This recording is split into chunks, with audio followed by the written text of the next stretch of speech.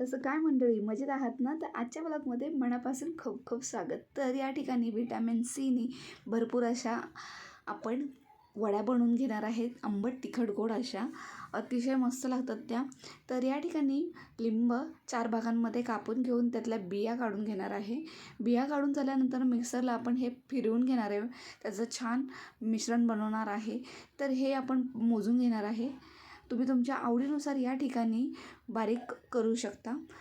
मापून घेणार आहे. 1 वाटी हे मिश्रण आहे, तर मी या ठिकाणी 1.5 वाटी एवढा अंदाजे साखर घेतलेली आहे. आवडीनुसार मी लाल तिखट घेतलेलं आहे.